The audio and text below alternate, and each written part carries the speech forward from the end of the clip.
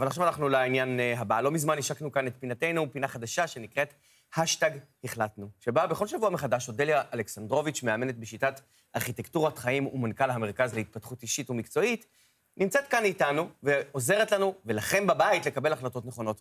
שלום אודליה. בוקר טוב. השבוע הבאת לכאן לצידך את טל ליפשין, מנטור ומיילד מרצים. נכון. תכף תסביר לנו מה זה לילד מרצים. אולי ילד אותה. עוד לא, יש עוד זמן. ספרים לנו קצת על השיטה. אוקיי.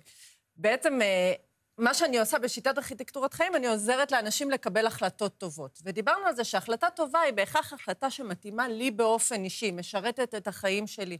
יש החלטות שאולי טובות על מישהו אחר, לא טובות עליי. כשאנשים מגיעים אליי לתהליך קבלת החלטה, כמו טל למשל, טל הגיע לקבל החלטה, נתן לו לספר מה הוא עשה בעבר, מה הוא עושה היום, מה זה מיילד מרצים. אני רק אגיד שהוא מאוד מאוד רגיל להשתמש בגוף שלו, גם בעבר וגם כמיילד, והוא רצה לקבל החלטה על הקריירה, על מה הוא עושה היום.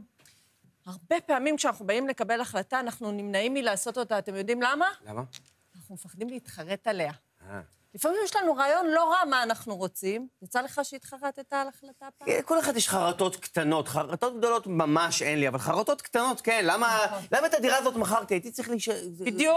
בדיוק. אז אני אומרת, רוב ההחלטות הן הפיכות. אי אפשר לעשות אנדו להחלטה, אבל אפשר לתקן אותה. הבעיה מתחילה שכשאתה לא מקבל את ההחלטה, כי אתה כל כך פוחד שהיא לא טובה, ואז אולי יש סיכוי שתתחרט עליה. אז גם בתהליך עם טל, אולי נראה, הבאתי לכם סרטון דווקא מאחורי הקלעים של התוכנית השטג החלטנו. בואי נראה. תראו, נדבר על חרטות. אמיתי עכשיו. כן, אני לא בורק בכם. היה רגע או שלב בחיים שהתחרטת על התקופה כחספה? אמיתי, כנה. תחפור רגע, תבדוק.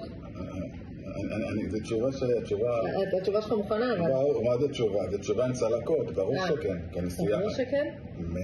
100%, אני סיימתי ברחוב כמעט. אני הפסדתי 2 דירות, וחזרתי לגור אצל ההורים. מה זה היה שווה? כל ה... אני לא רק התחרטתי. אבל החרטה היא על העסק שפתחת, לא על זה שחשפת את עצמך על במה. 5 קילו פחות אני עולה גם. הבמה לא שופטת אף אחד. טל, אתה יודע, אומרים לי באוזנייה שעוזרת הבמאי שלנו, הופעת במסיבת הרווקות שלה. היא אמרה, לא זיהיתי אותו עם בגדים בהתחלה, אבל לאט לאט ירד לאסימון. כן, התחת הזה פעם היה סלב, שלא יודעים. אז בעצם אולי רגע נספר את זה, כי אני לא יודעת מה הצופים של המדעים. בוא ספר, אתה בעצם, אנחנו שומעים פה שבעצם הייתה לך קריירה אחרת, והיום אתה...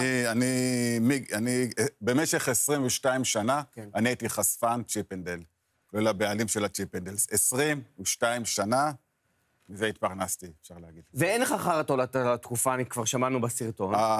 החרטה שלי זה על הסוף, כן, כאילו עשיתי הרבה טעויות, לא השקעתי בעצמי, לא התפתחתי מעבר, ומה שהתחיל כמו מאוד יפה, אז זה הסתיים לא טוב, הרבה הפסדים, הפסדתי הכל, אז הסוף לא היה טוב. מבחינת ההשקעה שלי בעצמי, בטל, לא התקדמתי, לא התפתחתי עם זה קדימה. אבל החלטת לעשות סוויץ'. היום בחיים אתה עושה משהו אחר לגמרי? אולי כדאי שתבהיר לנו מה זה בכלל מיילד מרצים. כן, אני עשיתי מהפך, אומרים מאוד גדול, להיות מנטור ומיילד מרצים. אני גיליתי שלבמה יש כוח ריפוי, ופתיחות מובילה להתפתחות. אני התחלתי להעביר את ההרצאה שלי על הסיפור חיים שלי, וגיליתי עד כמה שהבמה זה המקום היחידי שאולי לא שפט אותי בחיים. ועל הבמה יש כוח ריפוי, והחלטתי שאם לי זה עשה כל כך טוב בבמה, פשוט לשתף את הסיפור שלי בשבילי, קודם כל. בטוח יש עוד אנשים שעצם זה שהם עומדים ומשתפים את הסיפור שלהם, בלי ציונים, יודעים, אין ציונים.